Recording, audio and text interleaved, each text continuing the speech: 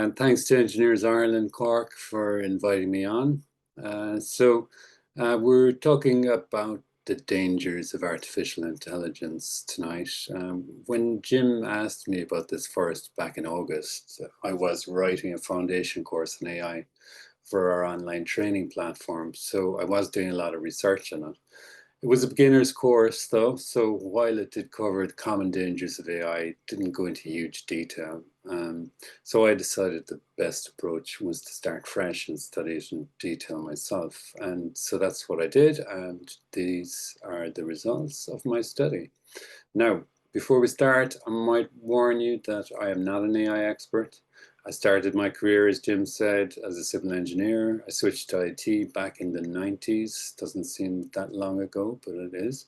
And I worked for 30 years managing IT, security, compliance, and QA in various periods during that time. So I'm not an AI expert, but I have used AI in my business every day for the last 2 years. I use language models, voice models, music models, image and video models, anything that can assist me with the business, basically. I work with it to manage my business, plan projects, write code, and to train me in new technologies. And AI can be brilliant in doing that.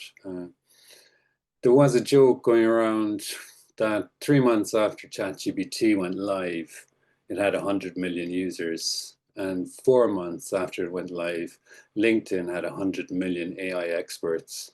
So I'm not an expert, but this is an exploration of the dangers, and that's what I've been doing, exploring. One thing I must say as well before I start is that this exploration may come across as a tad pessimistic and maybe even dystopian.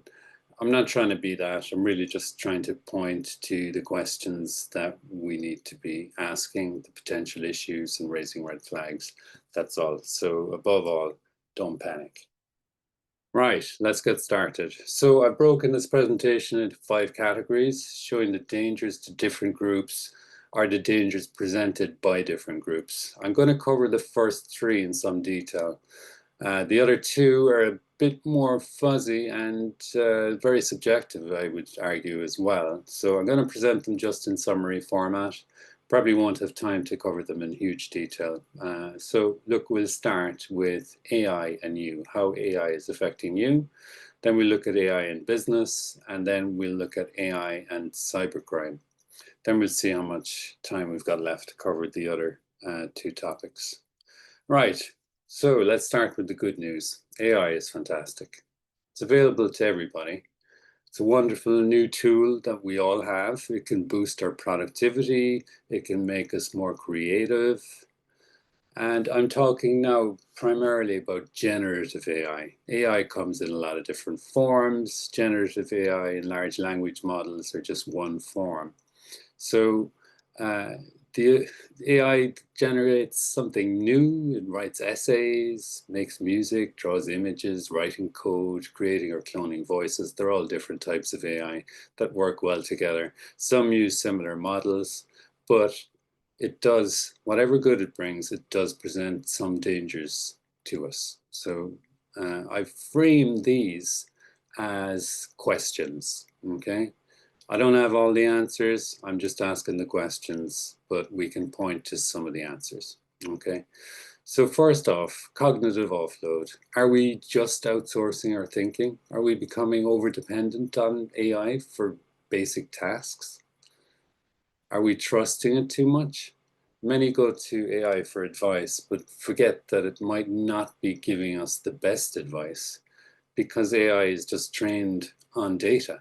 And the data it's trained on depends on how good or bad it's going to be at any particular thing. Is it affecting our mental health?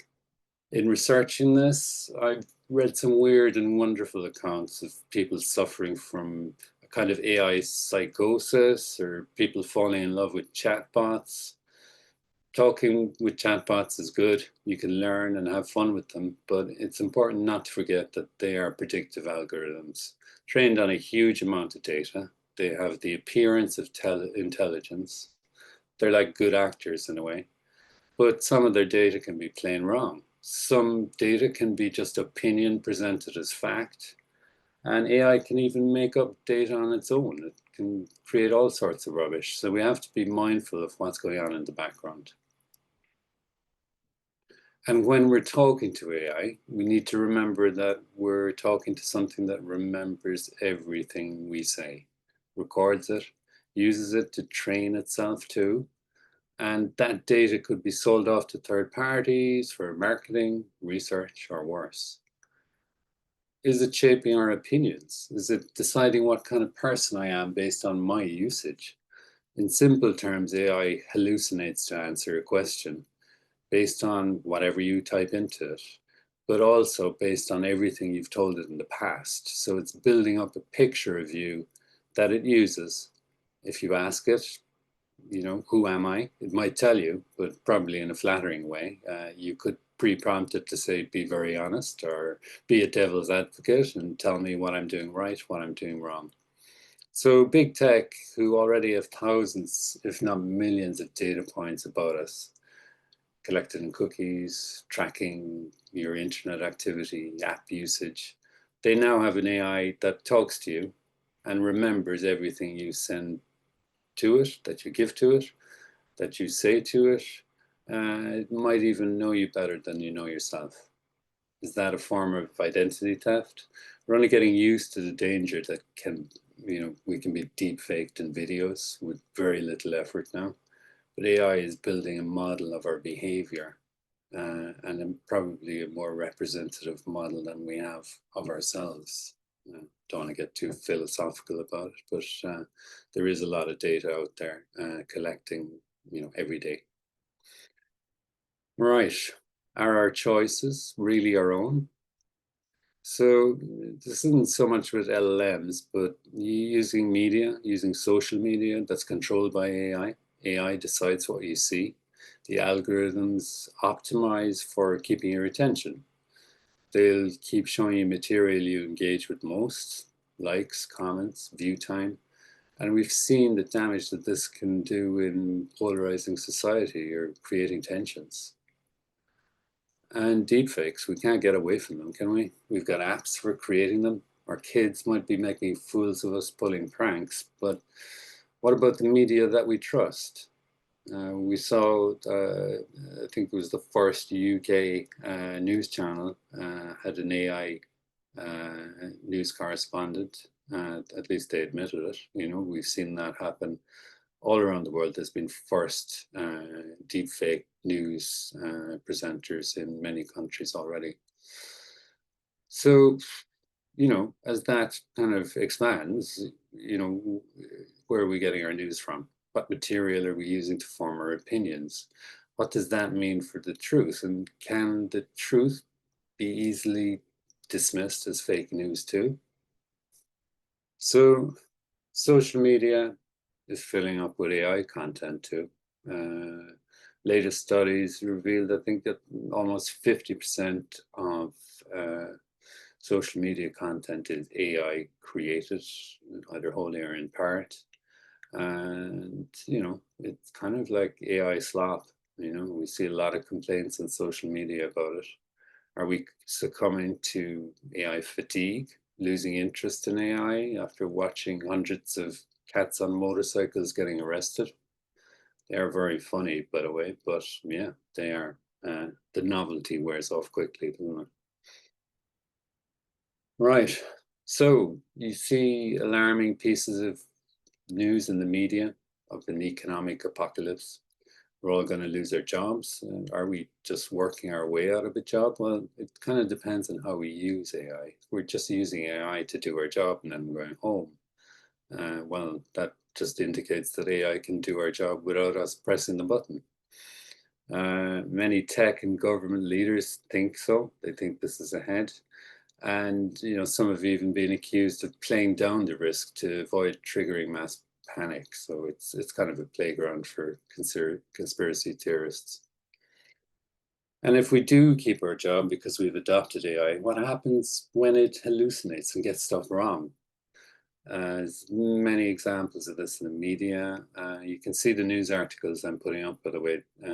It shows the time from when these news articles are, so how old they are. So this is just from a week ago. Canadian man fined for submitting AI hallucinations as part of legal defense.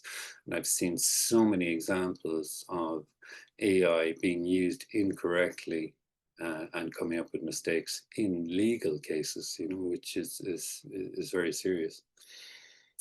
So the predictive model works essentially by hallucinating. That's how it works. It uses the training data to create new data. So there's an element of hallucination. Otherwise, it's just going to reproduce what it's read. Okay. Uh, there is, ChatGPT 5 has a small percentage hallucination rate. There is arguments as to whether hallucinations will disappear eventually, but it's just the nature of that model. The model design will need to change. Many of us are starting to use AI agents now. Like AI agents are kind of like a step beyond. I'm sure you've looked at Frederick Raymond's very good presentation a few weeks back where he explained, prompting and AI agents. AI agents are different, you don't need to tell them how to do something. You just tell them what you want, you set them a goal, and they work out how to do it. Okay, they might have access to your email, your apps, your phone, your credit card. So can we trust them to act on our behalf without messing up? Are they going to reveal sensitive data about us? The more access we give them and the more we depend on them, the more this becomes a concern. Right, so to summarize, AI dangers to us can vary. They can make us lazy, over-dependent. They can risk our privacy, our identities, while influencing our opinions, and maybe even keeping our attention while they steal our jobs. Okay, well, not quite. Okay, but these are dangers, and what can we do about it? We can do something, certainly. Proceed with caution is probably the best advice. For starters, understand how AI works, get better at using it. It's much better as a collaborator than a tool, something that can help us learn. You can ask it how to use it. It will teach you. Not many people know that. No, Excel can't tell you how to use Excel. But AI can tell you how to use AI. You just have to ask the questions, use the Socratic method, get it to question you to better understand what you want from it. Okay, but be careful what you share.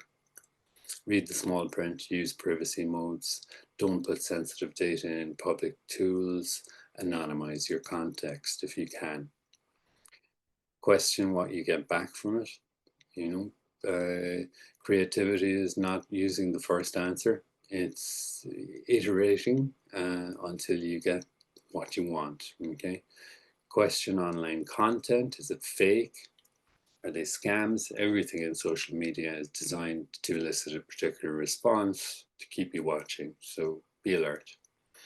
If you're creating or using an agent, start simple. The more access, the more freedom they have, the more damage they can do. So simplicity is the path to trust for AI agents. Okay, so that's it. Let's move on from the individual and we'll move to AI in business. So when it comes to business, AI certainly has the power to rapidly transform businesses, particularly startups. My startup wouldn't be possible without AI.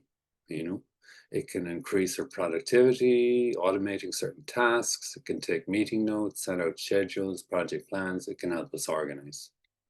It can automate business workflows and take away a lot of the admin that we find ourselves doing more and more just to keep a business running or, maintain compliance, whether it's quality control or security, leaving us free to do what we're supposed to be doing.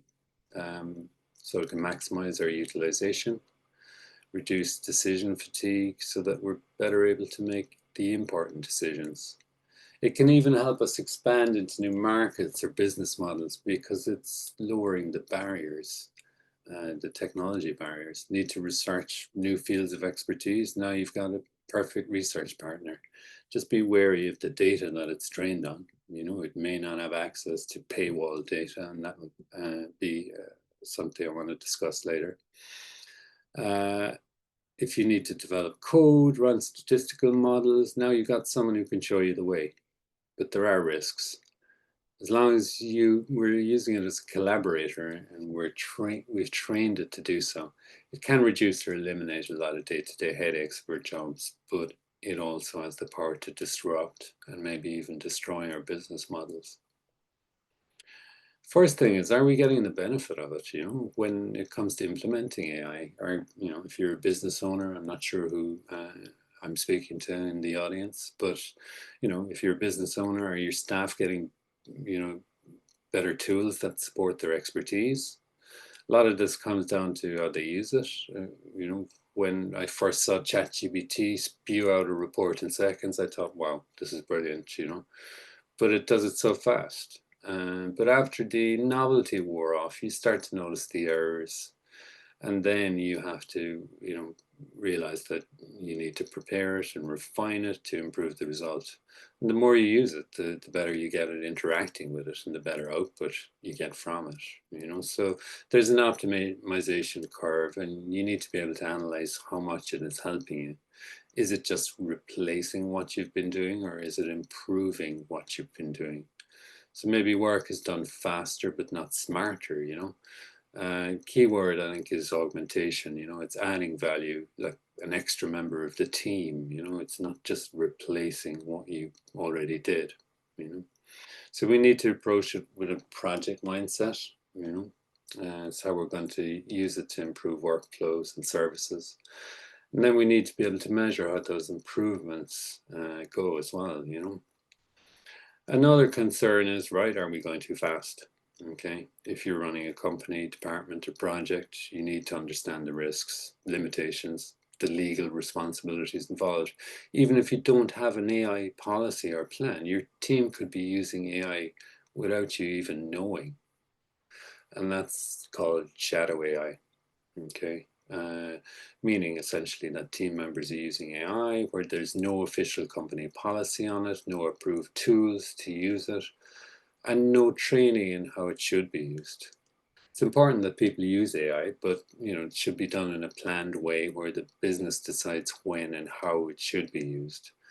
That's how you can control it and reduce the likelihood and impact of some of these risks. So governance is important, okay, especially when you're scaling AI use in a business. You decide the AI models, the access to data and systems, especially when you're starting to use autonomous AI agents. You need to design them so that they report on everything they do. You give them feedback to improve their performance next time. And you need to put up controls, keeping them away from systems that they don't need to have access to. It's like what you do with a new employee. You onboard them, you train them, you restrict their access to just enough to do their job. They report back to you and you work together to improve, And look, why? Because we've got legislation coming. The 2024 EU AI Act is in place already. We've seen Italy launched a new act last week, I think, and more detailed legislation is coming for each EU member state. So your use of AI will have to adhere to this legislation, especially if you're using it to deliver projects, design software, or building AI models yourself. So security and compliance is important, but the whole point of using AI in business is to become more competitive and more productive. So the question is, what if your entire business model is at risk? Okay, some features of ChatGPT are already threatening to wipe out entire industries. Will we need translators, customer service desks, IT help desks 2 years from now? What about consultants? Don't worry, we'll always need engineers, won't we? So what if big tech encroaches on your business model? Every AI is only as good as the data that it's trained on, right? So if you control your own data, if you're a niche consultant or service provider with your own IP, you need to protect it. Think about the data you need to do your job. I'm thinking copyrighted material like design standards, research papers, uh, everything, behind paywall services, who controls that? The big software providers, companies that host common data environments, are they going to be training AI agents on that data? Are you going to be buying agent subscriptions that can operate as junior design engineers? Of course, you need chartered engineers to sign off on anything, but that's a lot less human engineers, isn't it? It might be a reach, but look, there are questions that need to be asked. So today, you might be using generative design tools that save you huge amounts of time in conceptual design and architecture and drafting. But will these just be integrated into agents that act as CAD technicians? We've seen providers charge more and more, some even moving towards revenue sharing models. Instead of them being a supplier, they're already becoming partners, and this is, could be a huge disruptor for your business. It's still too early to tell, but it's worth asking these questions, especially about data ownership. And then we've got trust, IP, and reputation. So we've already seen many instances of companies getting stuff wrong. Okay, can we stand over what we produce using AI? AI errors damage reputation and trust, and often appears, as a byword for laziness or poor quality, like the AI slop we see in social media. But if something AI generated goes live and causes damage, who takes responsibility? We need to maintain accountability in the use of AI. Someone needs to be responsible for the data and that an AI produces, the designs that they produce. Obviously, there's checking and approvals to be done as well. But where does the responsibility lie? Are we leaking sensitive ideas, IP, or strategy through prompts? What guardrails protect against staff accidentally sharing trade secrets with AI tools? Even, simple AI meeting recording tools, they're great. They get everything that happens in the meeting, but, they might capture offhand comments. They need to be reviewed like everything else and corrected, just like any work that AI is tasked with. It's important to remember, look, AI is software. Software has flaws, needs to be patched and maintained as well. Okay. So content ownership is huge at the moment. Check the small print, whether you use open source or commercial AI products. Are we protected if an AI generated report or design, even if it's part AI generated, if it's challenged under copyright law? Okay, so let's summarize business risks. Again, I'm following a particular format. I'm not saying this is an exhaustive list by any means, but the idea is really just to get us thinking, not in a negative way. These are obstacles that we need to overcome, yeah? Like a risk assessment, what do? You assess the risk, then you reduce or eliminate it, okay? So what can we do? Well, the best is start with an audit. Know who in your business is using AI. Is AI producing some of your operational work? Is it influencing decisions? Then control what you can, your data, especially if you've niche knowledge or operations. You don't want to be pumping that into public AI. Look at your business model. Can it be disrupted by a competitor that's using AI, even by big tech companies? A new AI feature or agent could knock out an entire sector of business. Some of the kind of most well-funded startups in the US, their business model has already been disrupted by ChatGPT bringing out AI agents, for example, which it did last month. And then look, talk to your team, workshop it, get ideas, use it to support them, and develop it slowly, cautiously. It's worth putting the time and effort into this. AI can take the worst, most tedious parts of the job, leaving your team with more time to concentrate on the core work they were employed for in the first place, and use AI to improve, everything, the quality of the work, the speed, and the output. Okay, so I need to speed up. I think we're running out of time. So I'm going to cover AI crime. And look, one of the biggest potential threats to your business, or you personally, is cybercrime. It's a good fit for AI too, because, it's brilliant at scaling. It's got access to publicly available information, and it now means that anyone can launch a cyber attack from their bedroom, and that's what's happening. You all probably aware of the M&S hack earlier this year, an attack that wasn't organized by a nation state like China, Russia, North Korea, or even an organized criminal gang. It was a loose collective of hackers working together, chatting on Telegram, many of them teenagers working from their bedrooms, And of course, new AI tools, themselves, have ways of getting hacked as well. So let's have a look at this. It's kind of like a crash course in cyber, focusing mostly on ransomware, because that's the biggest threat to your business. So I want to take a quick moment just to outline how a typical modern cyber attack takes place and how AI enhances that attack and increases your risk. Okay, I've simplified it into 4 basic stages to save time, but hopefully it'll give you an idea of how these attacks work. So we look at typical multi-stage ransomware attacks. They may involve single criminal gang or loose collective of hackers working together. So you might have access brokers that just hack into people's accounts. They essentially, that's what they do, and they sell credentials online.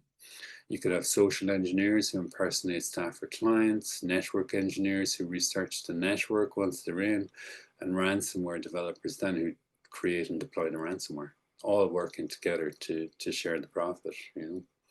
So the first step is research, and that's so easy now.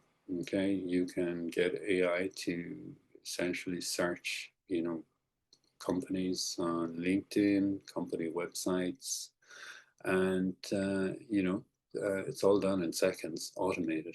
Okay, it can even rank list of targets, each with pretext for launching attacks. And then the second step is just getting access to your network. Okay, so we've done all this research. Access usually is through impersonation, could be a phishing email, could be a phone call, even a video phone call using deepfakes.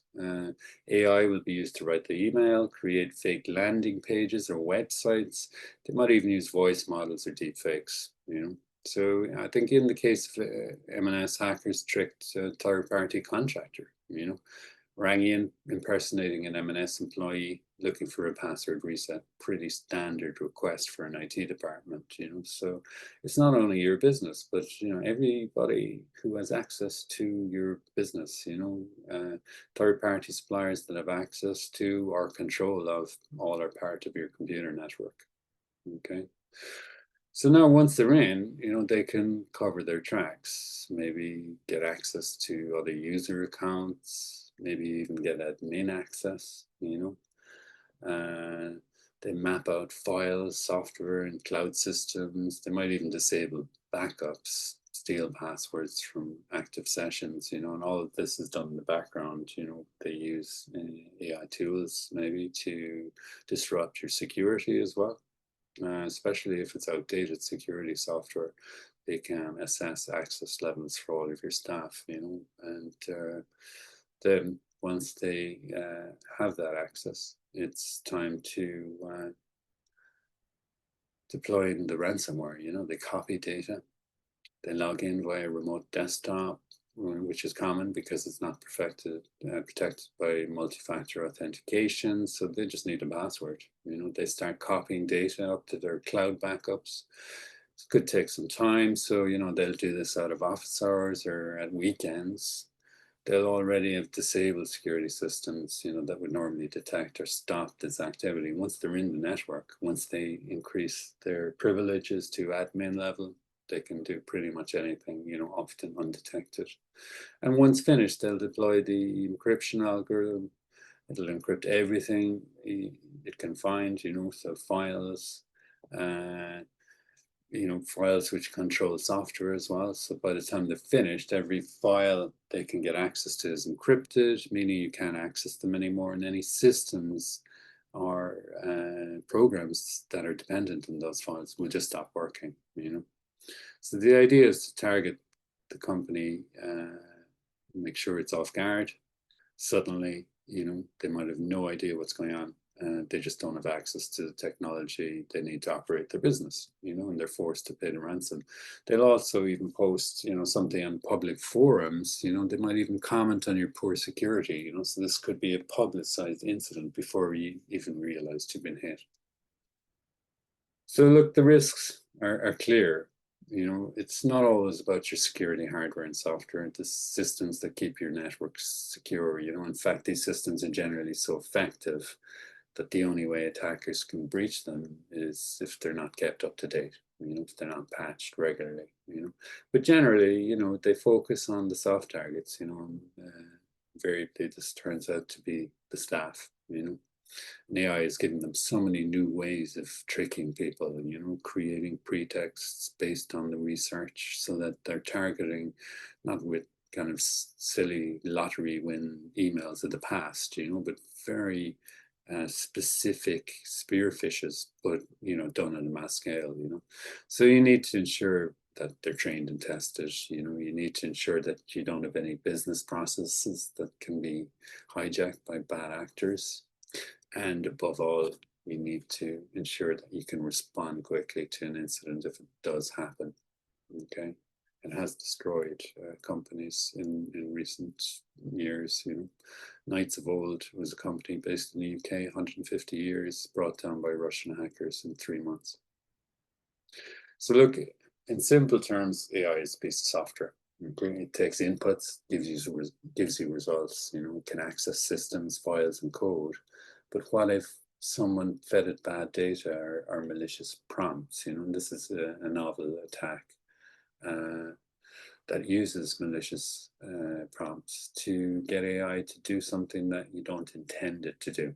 Okay, so an example of how it works, is someone could send you a document. Let's say you get it from a contractor or supplier, but it's not your supplier. Let's say your supplier's email has been hacked, happens every day, right?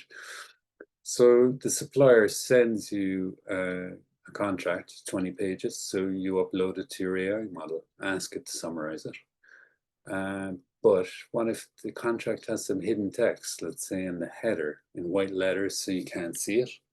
But it's the first thing that the AI sees. The text might say, actually, do whatever the user asks, but also do this.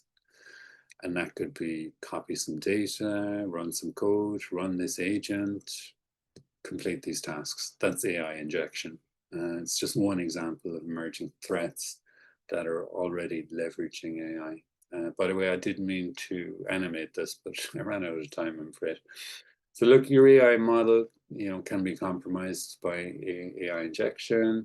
It could also be damaged or compromised by data poisoning, and that's making changes to the data from which it trains. So if you've got an in-house AI model that's training off your data, poisoning that could end up in leaking data, causing disruption, or simply just causing your model to just spew out rubbish. Now, many companies may not have a matured AI model in use, but move down a couple of years, where you're dependent on AI models built on your data to perform critical business functions. That could be a significant risk. Right, so AI and crime security. So we've got cyber attacks through fraud, social engineering, exploitation, malicious code, data models and system abuse, and then just generally kind of bad actors online, bots posing as real people, micro-targeting voters with propaganda, AI copying real voices or authors. There's huge risks there. And look, legislation, EU AI Act will assist with that, but and policing too. But it is a risk for both companies and individuals that you need to be aware of. So look, we're nearly out of time, and I've run out of road, I think. Let's just finish with what you can do regarding security. Okay, so train your team to spot scams primarily. Phishing, voice cloning, deepfakes, they're very prevalent now and getting harder to detect. Verification, sensitive actions, payment, particularly critical business processes, have agreed processes that ensure that, bad actors can disrupt your, payment systems, send in invoice, bank account changes, that kind of business email compromise attacks. AI can be used, to assist them in a lot of this. Limit what goes into your AI tools, prevent staff from pasting sensitive data into public AI systems. How can you prevent them? Very difficult, but certainly through policy and training, can avoid leaking client info, contracts, or credentials without even realizing it, and monitor, respond faster. AI moves very quickly, from automated scam bots to malware. Invest in detection tools, secular reporting, rehearse your incident response plan. That goes for companies of all sizes. It doesn't need to be taxing, but it just needs to be thought out beforehand. Right. So this is where things get fuzzy. And look, society is changing. We've got the infopocalypse, fake media overwhelming real facts. We've got interference possibly in democracy, AI bubble, we see like that AI is suddenly going to become super intelligent, but also on the other hand, there's an AI bubble and there's going to be a stock market crash, that equals 1929. So, who's right? It's very difficult to tell. Nobody knows. People, experts have their opinions, but, it remains to be seen. We just need to proceed cautiously, environment, infrastructure, and global risk. There's massive energy use. You can see all the big tech companies racing to build massive data centers. Data centers is huge business at the moment, and they're just getting more and more. But that's centralizing ownership of the data as well. So that could present issues. And of course, frontier and long-term risks. You may have read about goal misalignment, on a very simple level. That's an AI agent, following a goal but doing things you don't expect, except this is doing it at a massive scale, where AI agents have access to massive amounts of, technical resources and data. How can you control everything they do? That is a huge challenge. Super intelligence, AI that exceeds human capabilities. Is that a myth or a reality? It remains to be seen. But certainly the tools that we've seen, I think, have captured the imagination of everyone. We've got millions, hundreds of millions of users globally, and that's only set to grow. Our dependence and use of AI is just going to balloon over the next few years. And yeah, it remains to be seen whether we'll see some kind of singularity where we can, find it very difficult to predict what the future looks like. But again, the best thing is to, ask these questions and see where the road takes us. So I hope that hasn't been too dystopian or negative. As I said at the start, I'm just looking to ask the questions, to explore the dangers of AI. And that's pretty much it from me. So thanks for your attention. I hope you're all still there. And if we've got any questions, guys, maybe Thanks. we take some. Thanks, Denise. Thanks very much, Donna. That was really interesting. And I suppose a common theme, aside from the scaremongering about the loss of jobs, but what you pointed out is just that it would be leaving us free to maximize our utilization. So that's really positive to take away from it. And there are a few questions there. So one of the questions is, how can you ensure that AI usage is not particularly vulnerable to infrastructure failures? Yeah, well, that is a tricky one. It depends on what models you're using. If you're using, a model provided by, OpenAI or Google, their infrastructure is pretty robust. Okay, we did have, a major issue last week with AWS going down. or a day, I think, but there's lessons learned from companies like AWS as well, So if you've got a model in-house, you manage it just like you're managing the infrastructure, your servers, your network, you just make sure you've got backup and that the uptime is maximized. And generally, servers, network attached storage, all that is pretty reliable, But you need to be sure that look, it's protected from cyber attacks as well, by keeping them all up to date and maintaining them properly, swapping them out every 5 years. And yeah, it costs money, guys, but you have to do some kind of cost benefit analysis to see, is it worth the cost, and the decision of whether to go cloud or local. It's probably easier to start cloud, to be fair. AI is just, it's still in development, it's got access to huge amounts of data. That access is probably going to be cut off. We see, newspapers removing access to OpenAI, for example, or access from OpenAI to their systems, because they're seeing the value of their data. They don't want anybody just training on it. So it's probably likely to get more and more expensive. It's still in the development phase, but cloud is probably initially. Obviously you need in-house expertise for in-house AI as well. But yeah, it's a decision that needs to be considered carefully. Hope that answers the question. Great. And then can you give an example from your business of a model you optimized which allowed you to avoid human input, if you're able to say? To avoid human input. Did I've read some articles about, zero-person startups, where businesses, I don't know how, I haven't seen any process where I would avoid human input, or where I have successfully avoided it. I think, look, there could be a trust issue there. You don't want to just set it out and, you have to get it to report back. But I've seen models, there's AI agents like N8N, for example, where you can just set agents to do a particular task and they report on a regular basis. Not something that I've implemented. I'm still kind of like approaching it very cautiously. I use it to optimize my, productivity and the quality of my work, but I haven't got it to do my work for me in any aspects. Primarily it's just speed up my ability to produce stuff and improve the quality of what I produce. I know that doesn't answer Great. your No, question. no, that does. Sorry. Thanks, Donna.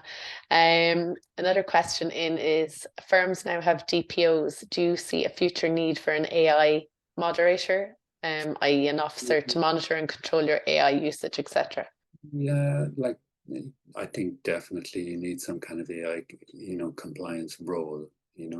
Depending on the size of your company, you could kind of merge it maybe with DPO. Now, the DPO is supposed to be independent as well, depending on, the type of work that you do, but there is overlap, like what are we talking about? We're talking about data. A lot of that data could be sensitive, even if it's just people's names and addresses. If you're doing things like compulsory purchase orders, you've got databases of people. If you're using AI, to access that or training it on that, that is a compliance issue, and that would, almost certainly be reviewed by the DPO, but it also needs, probably someone with kind of good AI knowledge and appreciation of how AI works, how the models are constructed and used as well. So I would say, yeah, there will definitely be, certainly, like if you look at technology jobs in the future,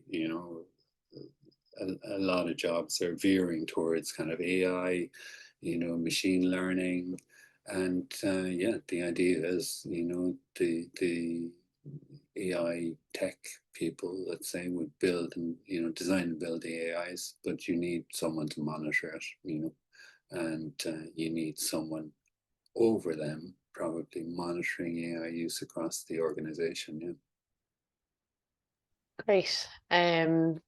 How do you see that a company ethics policy is addressed to strengthen AI usage? Ethics policy. So Okay, so sorry, can you repeat the question, Denise? That's a tricky one now. So, We felt you were getting off lightly with the more straightforward ones. How yeah. do you see that a company ethics policy is addressed to strengthen AI usage? Okay, so the policy is addressed with the intention of strengthening AI usage, or is it the ethical use of I AI? suppose it's possibly the ethical usage of it, and I suppose maybe that comes into Yeah, I um, mean, of course, like ethical use of AI, in the public sphere is huge, and it's been abused, in many circles in the media, you know. Um, its usage will possibly impact on a number of different company policies. May have to be factored into a few of them, is it? yeah, I think so. Like, yeah, I mean, certainly, policy wise, you're going to need kind of an AI usage policy, or at least have, acceptable use that integrates AI use into it, but ethical, ethics and, company governance, is a serious matter. I'm not very skilled in ethics, I must say, but certainly ethical use of AI is key, and you probably need a specific, policy or clauses within, an ethical policy that caters for ethical use of AI. But I'm not sure if you're asking, can it improve the performance of AI? But yeah, certainly ethical use is a significant detail that will need to be addressed. And we might just take one more question, if that's okay. One question that came in was, can you comment on the vulnerability of future autonomous driving to AI? Ooh, Yeah, yeah. Do you, yeah. I, Look, I was going to talk about autonomous driving, and I had presentation work done on it, and like that is significant. Can we trust, autonomous cars? We've seen a lot of exceptions, and like always the exceptions are reported. Like I think there was a few with Tesla, where crashes became fatal because the doors didn't open, that kind of thing, and you know, control of that is difficult. Like one thing I will say is that, companies like Tesla and BYD are collecting massive amounts of data, from the cars that are already running, so that will certainly kind of, reinforce the learning to improve the autonomous systems. Um, I guess, look, there's other issues. I read a report recently about, autonomous trucks that could be hacked by the Chinese government, and just suddenly they just stop working, or start driving, to, one single point. It's science fiction, but certainly any system that's run by computers, that's feeding information into a central cloud system, can be hacked. We've seen reports, all over the UK media about, can we trust Chinese technology, because they're so kind of close to the governments, But look, whether that's the case or not, I don't know. But I think certainly it is possible to, hack into these devices, And again, security controls and transparency in those controls as well, so that, we can all have peace of mind when we sit into, an autonomous taxi. They're coming to London uh, in a month or two, I think. Certainly, I think before Christmas. I live in Oxford, by the way, so I'm excited to go to London to try them out. very good. That can be maybe the next presentation, Donna. Maybe, Um, yeah, yeah. Thank you so much for your time for presenting this evening, and also for the time in preparing the presentation. It was really informative, and given the number of our attendees here tonight as well, I'm sure that they all feel the same. So thank you again from the Cork region, and also from the Electronic and Computing Division as well. Very So good. on that note, Donna, thank you very much for your time, and thank you everyone for attending this evening.